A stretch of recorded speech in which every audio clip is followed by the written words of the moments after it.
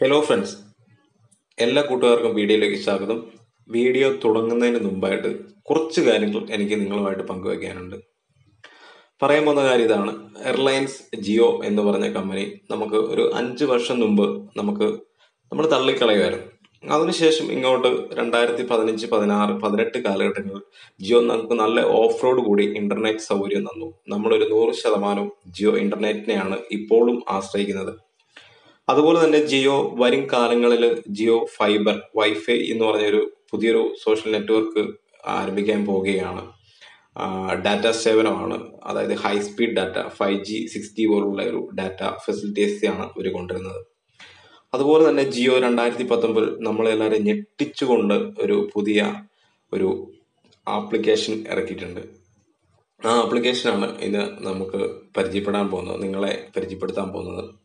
അതിലും ഉപരി നമ്മുടെ ഇന്ത്യയുടെ സ്വന്തം വെബ് ബ്രൗസറാണ് ജിയോ പുറത്തിറക്കുന്നത്. അതും നമുക്ക് അഭിമാനിക്കാം.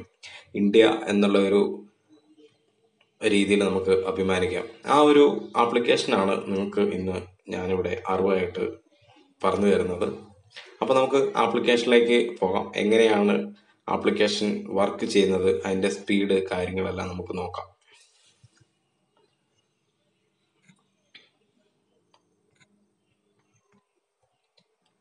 അപ്പോൾ ഇതാണ് ആപ്ലിക്കേഷൻ. ഓപ്പൺ ചെയ്ത് കഴിയുമ്പോൾ ഇങ്ങനെയുള്ള ഒരു ഇന്റർഫേസ് ആയിരിക്കും നിങ്ങൾക്ക് കിട്ടുക.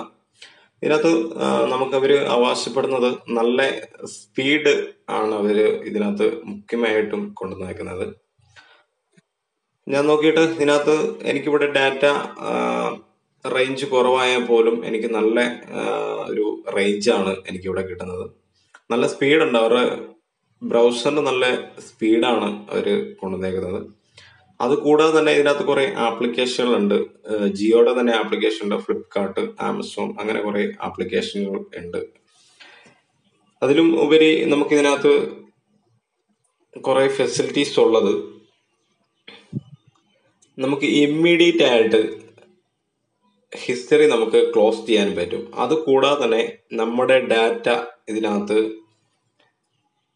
കുറച്ചേ ആവുന്നുള്ളൂ. അതായത് സാധാരണ ക്രോമിലോ അല്ലെങ്കിൽ മറ്റ് ബ്രൗസറിലോ ആവുന്ന ഡാറ്റ ഇതിനകത്ത് ആകത്തില്ല. അതാണ് ഞാൻ ഉപയോഗിച്ചപ്പോൾ എനിക്കതാണ് മനസ്സിലായത്. അതുകൂടാതെ തന്നെ നല്ലൊരു സ്പീഡും ഉണ്ട് ഈ ബ്രൗസറിനകത്ത്. നല്ലൊരു ബ്രൗസറായിട്ടാണ്. അതുപോലെ തന്നെ നമ്മുടെ എല്ലാ ബ്രൗസറിലുള്ള ഒരു ഫെസിലിറ്റീസ് ഉണ്ട് ഈ ബ്രൗസറിന്. ഹെൽപ്പ് ആൻഡ് കോണ്ടാക്ട്, പെട്ടെന്ന് അവരെ കോണ്ടാക്ട് ചെയ്യാനുള്ള ഒരു ടെക്നോളജി അവരിനകത്ത് ഈ ബ്രൗസറിനകത്ത് ഇൻക്ലൂഡ് ചെയ്തിട്ടുണ്ട്. നല്ല സ്പീഡാണ്. ഇതിന് മെയിൻ ആയിട്ടുള്ള ഒരു കാര്യം എന്താണെന്ന് വെച്ച് കഴിഞ്ഞാൽ ഇതിന് ബ്രൗസറിന് നല്ല സ്പീഡാണ്. അത് കൂടാതെ തന്നെ ബ്രൗസറിന് ഡാറ്റ നമുക്ക് സേവ് ചെയ്യാൻ പറ്റും. ഇത് രണ്ടുമാണ് ഞാൻ നോക്കിയിട്ട് ഈ ബ്രൗസർ എന്നെ കൊണ്ടുള്ള ഉപകാരം. അതുകൂടാതെ തന്നെ നമുക്ക് സ്വന്തം ബ്രൗസറായി, നമ്മുടെ ഇന്ത്യയുടെ സ്വന്തം ബ്രൗസറും കൂടെ ആയി, അതും കൂടെ നമുക്ക് അഭിമാനിക്കാം. അപ്പൊ ഇത്രയുള്ള കാര്യങ്ങള്. നിങ്ങൾക്ക് വീഡിയോ ഇഷ്ടപ്പെട്ടു കഴിഞ്ഞാൽ നിങ്ങൾ വീഡിയോ ലൈക്ക് ചെയ്യുക, ഷെയർ ചെയ്യുക, മറ്റുള്ളവർക്ക് എത്തിക്കുക. ഈ ബ്രൗസറിനെ കുറിച്ചുള്ള ഡീറ്റെയിൽസ് ആണ് ഞാനിവിടെ പറഞ്ഞത്. അത് മറ്റുള്ളവരിലേക്ക് എത്തിക്കുക. അപ്പോൾ എല്ലാ കൂട്ടുകാർക്കും ശുഭദിനം. മറ്റൊരു വീഡിയോ ആയി മറ്റൊരു ദിവസം നമുക്ക് കാണാം. Okay, by.